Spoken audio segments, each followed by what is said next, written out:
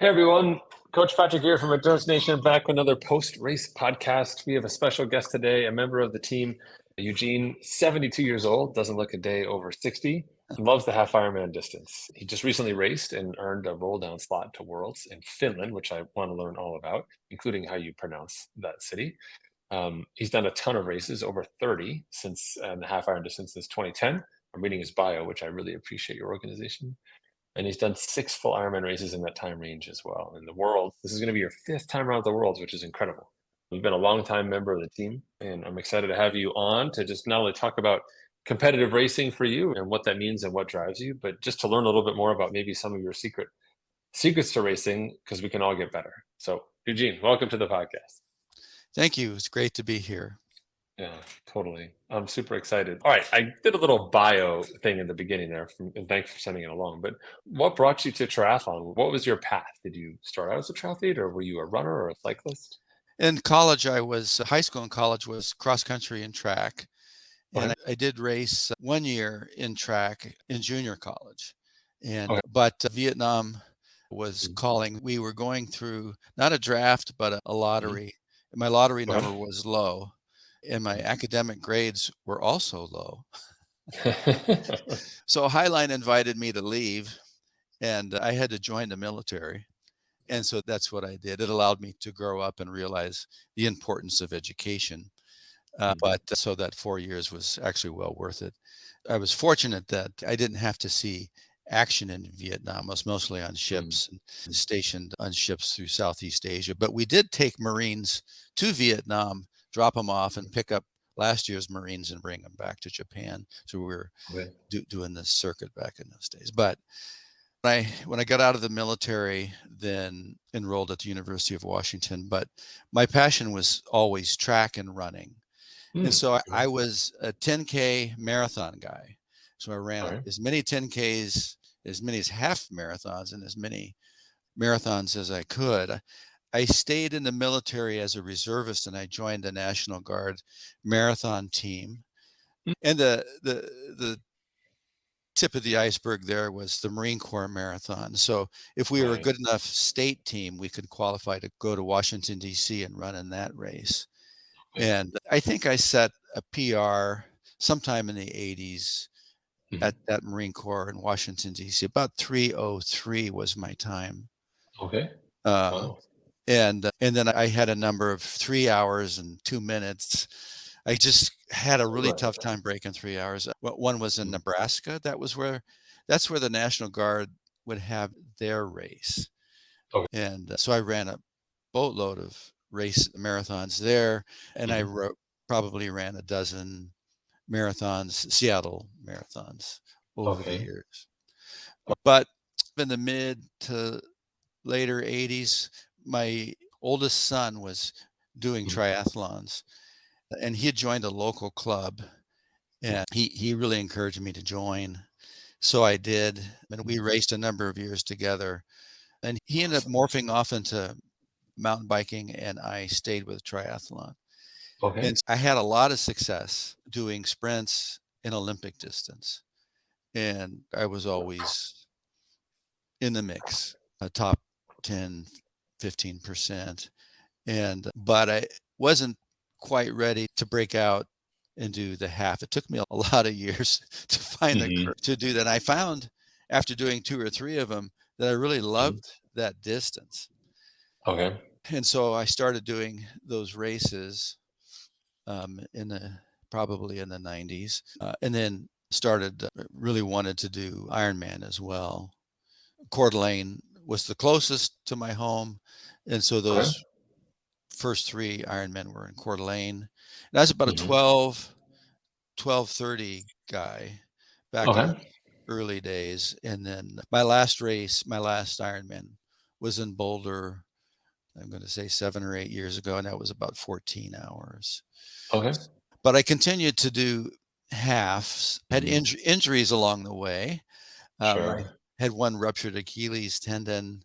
I had Mhm. most recently was a posterior tibial tear, had that surgically Mhm. repaired. I've had Mhm. plateau fractures, but I've always been able to come back.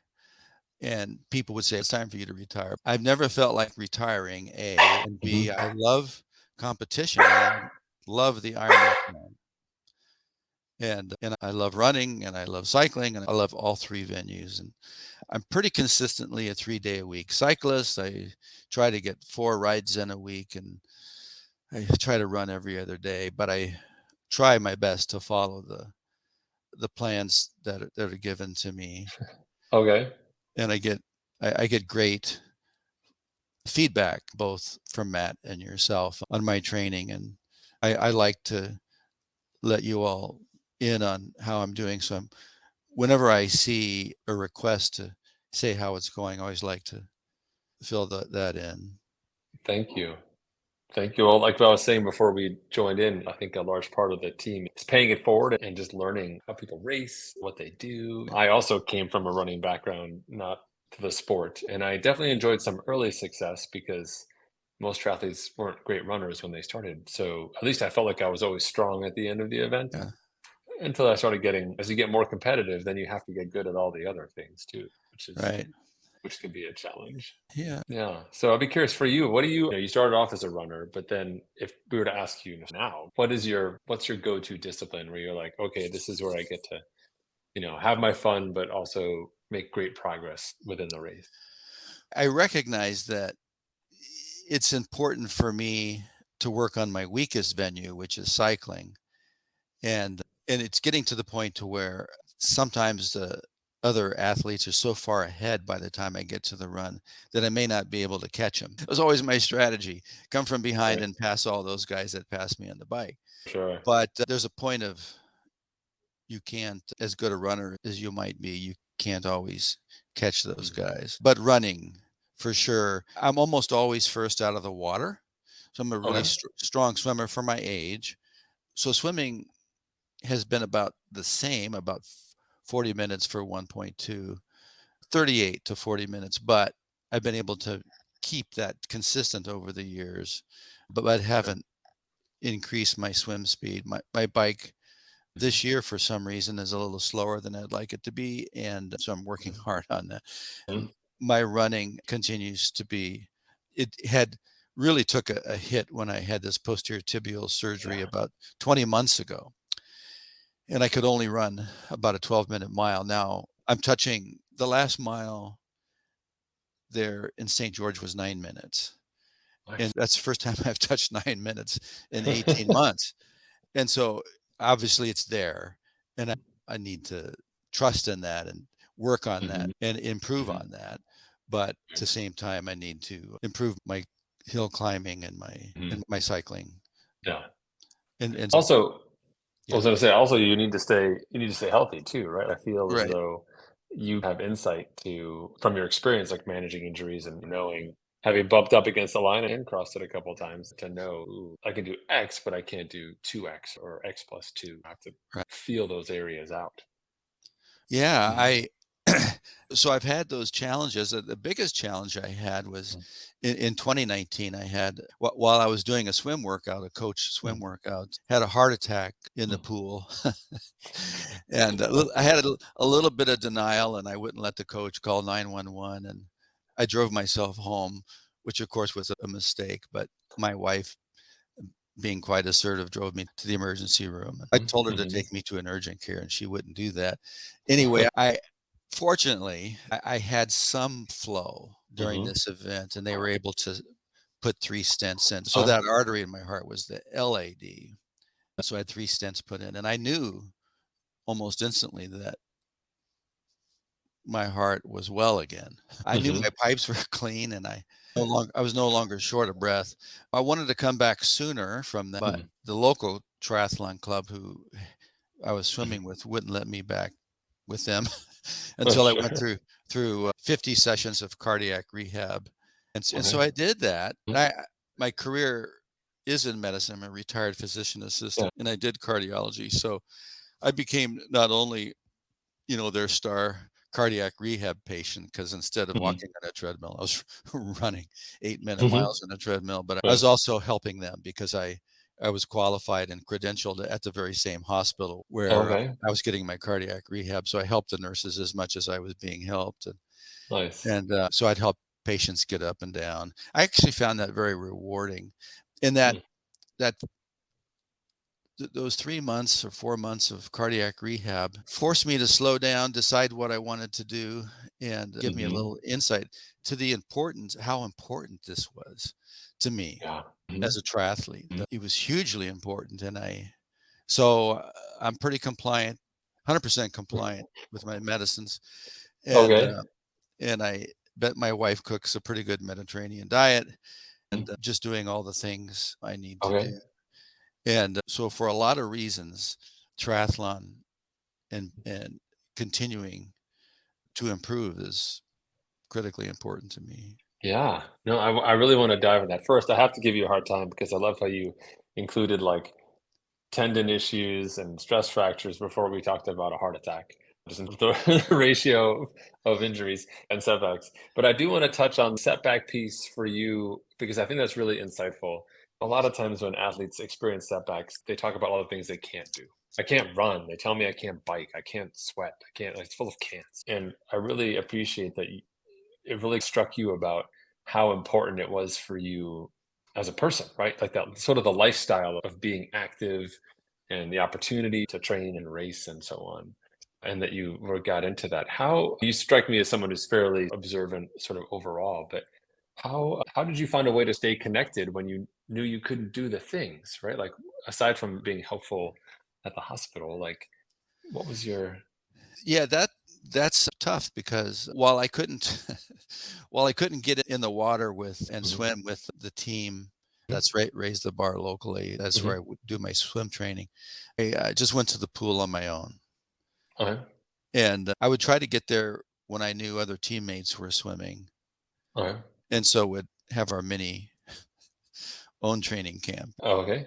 And I kept active that way. Those 4 months also, I was doing a lot of walking. Mhm. I was probably walking as many or more miles than I was running, and then I got into the Zwift training, and so I was doing 18 to 20 miles 3 or 4 days a week on my own, Okay. and I could talk virtually to people online, and so those were the ways I stayed connected, and then started coming back by doing 5Ks, 10K races, Okay. and my first triathlon back, I think I did a sprint, Mhm. and then I did a couple of Olympics, and I slowly accelerated Okay. over the next year, and yeah, Mhm. that took me out about a year. Yeah, Uh, sure. Yeah. It's hard. I think it's hard to balance that. People say it's like having a kid, right? We say you can't stay out late. So what is the one thing the kid wants to do? They want to stay out late, right? And so you can't run. People are like, I want to run. Like you just said, I can't do it. I appreciate how you found your path forward, but I think that core message of having the endurance lifestyle and the people associated with it and the activity and the social side, I don't know if younger athletes really appreciate that value. Sure, you're on my Instagram feed, or you're not on my Instagram feed, or you liked my comment. But to me, there's a huge power in the endurance sports space, which is the people. And so I'm really appreciative of you for bringing that up. So I do have another question for you. One thing that's happened to me and with my recoveries is that people will say, "Oh, hey, it's a good thing you're active and fit because I mean, sure, it got you a little bit in trouble, but if you aren't active and fit, this recovery isn't a year, it's 2 years, or maybe you never recover." Just curious for you, being in your 70s, I'm presuming you are a significant statistical outlier relative to your peers. What is what like yeah, aside from just giving us general advice, like stay with multisport, but I'm just curious, what is that experience like for you? yeah, I don't feel 72, but I guess when I Mhm. look in the mirror, I guess I Mm, I think there's a big mental and emotional component to that. I do see the world in living mm, color. I see the glass half full instead of half empty. And I generally have a pretty happy and gregarious nature, I think. I think I've mhm, been told that. I go through life, I try to do random acts of kindness instead of maybe being the other way. So I mhm. recognize that there's a lot of tough things happening in the United States, but I think just a simple act of holding a door for somebody or smiling as you walk past them, a kind comment. goes a long way. So I think attitude. I had a really good medical career, 41 years, and I had a 28-year Army Reserve career. So I've set in my retirement, and now I have time. And I, as long as I'm doing my chores around here and doing all the things I need to do at home first, I can train. And I love that. Training is valuable to me almost as racing, although I got to say, when I see an Endurance Nation teammate at a race, it's pretty cool. I ran into Stephanie Stevens at Yes. this last race. And so we saw each other on the bike a number of times. We saw each other on the run because it was a two looper. And I felt that we gave each other a lot of support Yeah. during that. And we had a nice chat after the race. And so it was really nice to meet her, but that's been true of all the races I've done where you get a chance to catch up and meet. So I guess I have a positive attitude. I'm Yeah. pretty happy to be here. We're happy you're here too. And I appreciate that. I think what I'm hearing from you too is that you have a choice, right? You don't have to be competitive in a reductionist manner, right? I'm here to eliminate the competition. You want to challenge them. And that's part of what friends do. They support one another and they also challenge each other. And also I think if you are so singular in your focus, you can miss out on all the good things that are going on around you, like you said, meeting Stephanie or meeting teammates, or just, for example, enjoying a great day of racing. People talk about the day when they race, and they just talk about like chop, headwind, heat. And like those are all the components of an amazing day that happened for you to race. It's hard to break it down Right. and see that. So I appreciate your big picture perspective.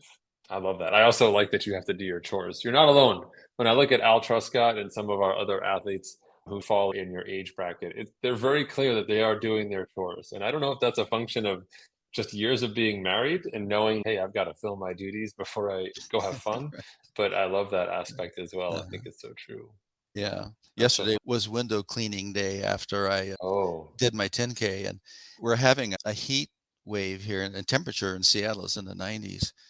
oh my And goodness. so, of course, when I got to the front of the house, which faces south, I think up against that glass, I was in 90-degree heat, and I was torched after that. I bet you were. And then I Wow. was also hot during my run. It took me back to Hawaii a little bit. I was gonna say a little flashback there for sure. Yeah, That's so yeah, funny. I love it. I think it's all I think there's joy in movement, right? Just being active and doing things, whether it's chores or your sport or whatever, and in service of others is also a big part of it too. And I find, like you mentioned, saying hi to Steph, I feel that too. Like it's I always tell people to smile when they race, like first time racers, especially. Like we just had Akshay did his first Olympic race, and I said, hey, you've got to say thank you to all the people that you can, right? Not necessarily yeah, to a police officer in an intersection as you're riding through it. Hey, the aid station people or the swim start people or yeah. whatever. But I do I thank think them. I thank Mhm. those policemen. I bet you do. Yeah, But I think for me, it's when it just turns into more positivity. I think this is a great metaphor for life. right, They say, "Oh, hey, how's it going?" I love seeing the police officer on the side of the road, especially when in the running races, because usually someone in the morning they're not really working, so sometimes I'll have a cup of coffee, and I'm like, "Oh, finally, it's my aid station, the coffee aid station." I hold out my hand. They never they're usually like, "They're not getting the coffee," but you have to have. I think it has to be fun, and there's yeah, some I think there's something about racing and being your authentic self. Like this, for me, when I'm racing, that's the happiest that I am. Like I love my family and I love serving. I have my faith, but when I'm in motion and I'm in that space and I'm surrounded by people and we're all doing this thing together, that's my version of an amazing rock concert with our favorite song playing. There's something just the vibe of it is phenomenal. I just can't get enough. It sounds like it also yeah. resonates with you. Yeah, I would agree with that. And the vibe of a race is critically important. As I came in off my bike in St. George, I had been having a bit of a pity party the last 10 miles as I'm coasting down that hill from the summit, Oh yeah. And there was a headwind, and I thought, oh, great, I got a headwind. But once I got off the bike and I started the run, I knew I could have a fairly good, decent run. And it was a Hmm. little bit tough getting started there, those first 2 city blocks, but then you make a left-hand turn, and all of a Hmm. sudden, the streets are lined for 6 blocks going east and west and with 4,000 people cheering. Wow. And I thought, Hmm. "Wow, I'm not tired anymore." And I really decided to get busy, get down to business, and not have any more pity party. I thought maybe I can salvage this day. And I almost waited too long to do that, but I had a good run and Hmm. was passing a lot of people that had passed me on the bike, and I felt Hmm. pretty good Hmm. about that, and the run salvaged my day. You put in a 9-minute mile at the end. You found the mojo for I sure did, by the yeah. end. That's amazing. So how did you finish the race?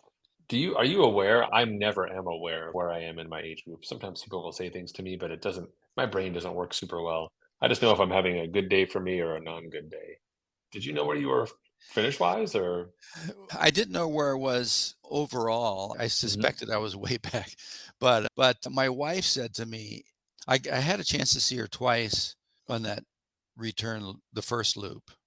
Okay. Um, you come into town and you make a left and Mhm. you leave the folks, but you come back through a second time, and she started a conversation. You got to pick it up, and then as I and then as I came past her another mile Okay. later, she says, "Vince says if you pass these 4 guys, you have a Mhm. chance to make the podium." Oh, And so my son at home had been following the race okay. and knew where I stood. So while I wasn't wired, messages were going from my son to my wife, who was passing them on to me about Mhm. needing to pick it up and that I was in the mix, but I was still behind and I need to go faster. Okay. So Love it. so I had a 10K and I love to do 10Ks. Mhm. The grade coming from mile 9 into mile 13 is a 1 to 2% grade downhill in St. Right. George. And man, I thought, "Oh man, I gotta make that turn in that golf course and come back and I'm gonna fly down that hill." And that's what I did. And yeah, I think the message there is don't give up on yourself. You're not done racing. There's still a chance. Mhm. Those guys ahead of you are also suffering. Oh, yeah. And so Definitely. I thought, I'm feeling pretty good. And so I might as well go for it. And I didn't feel that on the bike. I was suffering a mile 20 to 40. But anyway, Such a tough course. yeah. Yeah. But yeah, I guess the message is don't ever give up on yourself and keep Mm, plugging. Even if you don't podium, even if you finish right. last. And I have finished Mhm. last before. Sure. You did it. You finished it. Mhm. Okay. You just build from Right. there. Exactly. I love that. I think kudos to you for turning it around, but I find that being able to do that, to your point, it wasn't like somebody gave you a special supplement or you had some sort of struck by lightning moment. It was like, oh, all of a sudden I found purpose, right? I was like, I've got something I know I'm familiar with. Now I have a challenge or a mission for myself, and now I'm going to go do that thing. And then you're sort of back into it. Like I Right. think the Yeah, mental side of racing, particularly on the run in a triathlon, is just so important. it Um, is. you know. And it can be awesome. I decided, how can I go faster? And I thought, okay, instead of having one Gatorade, I'll have two. Okay. And so I started doing that, and I thought perhaps I could hydrate better. Maybe that'll give me a lift, and it did. It worked. Okay.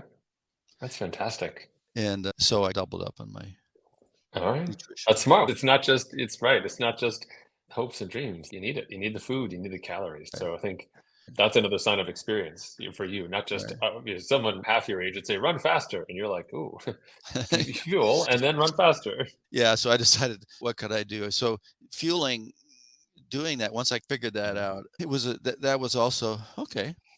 I got two things going for me, so I'm feeling pretty good, and I can fuel better. And I love it. That's fantastic. Okay. So well, we got a few minutes left here.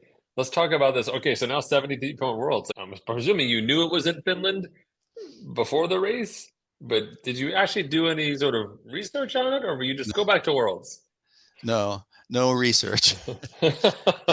Um, I've cycled the course already on Ruvi Okay. since I got back. But you know what's weird about that is I knew Finland was a choice should you get a slot. I wasn't counting on that, but I was trying to get a slot.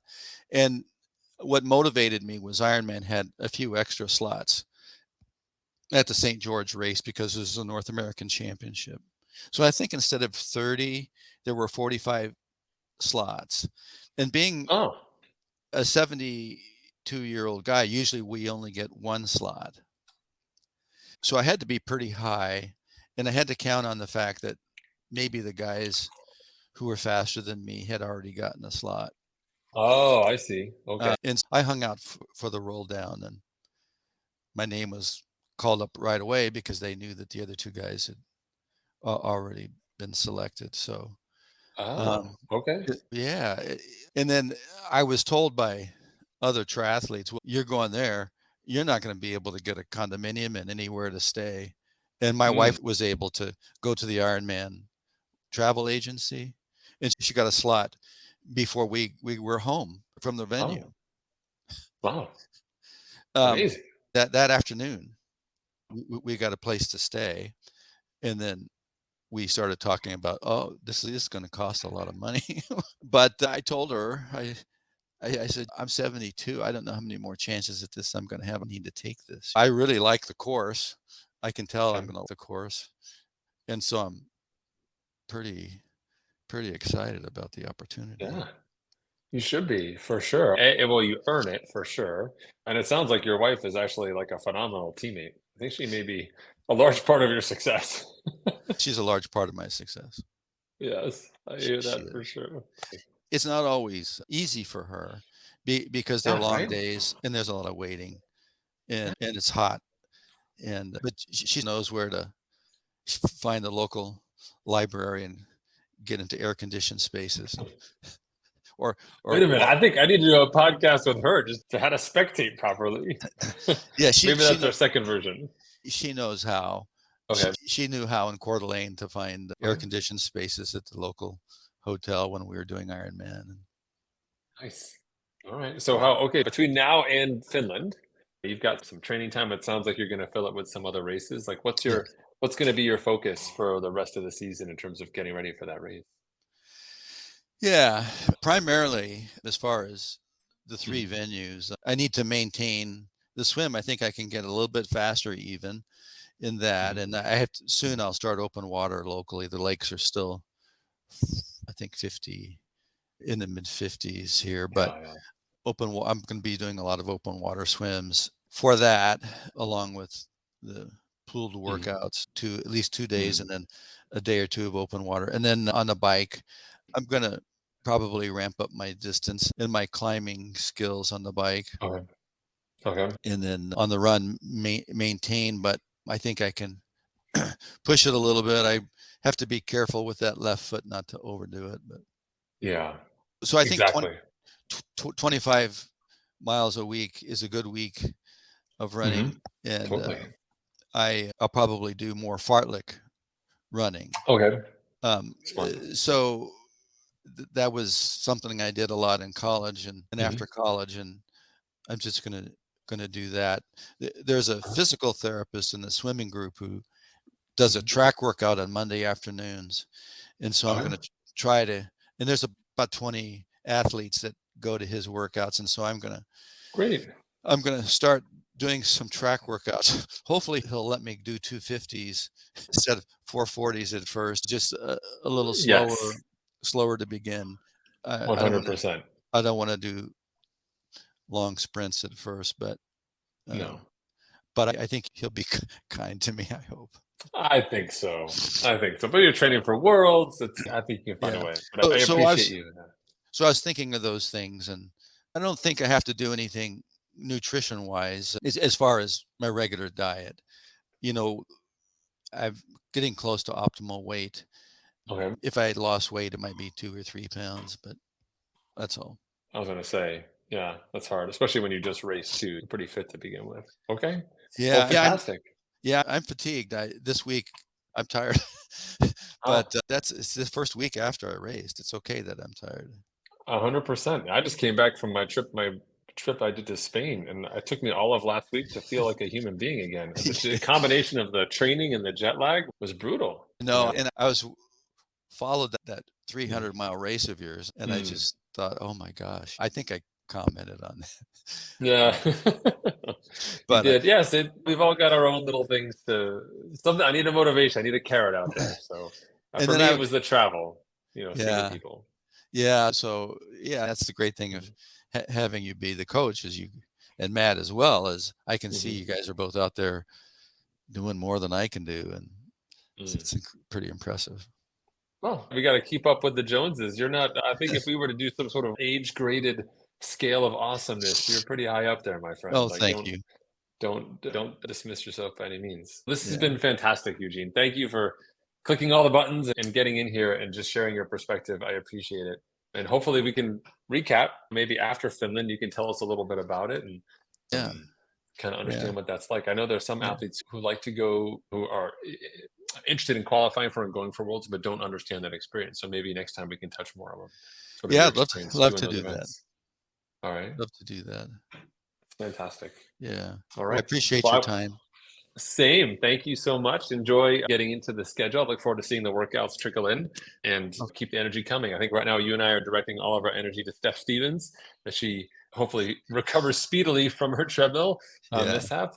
But then we can go forth and do awesome things. So I'll be in touch. Okay. Me as well. All right. Take care, Okay. Eugene. Thank you so much. You too. Bye-bye. Okay. Bye bye.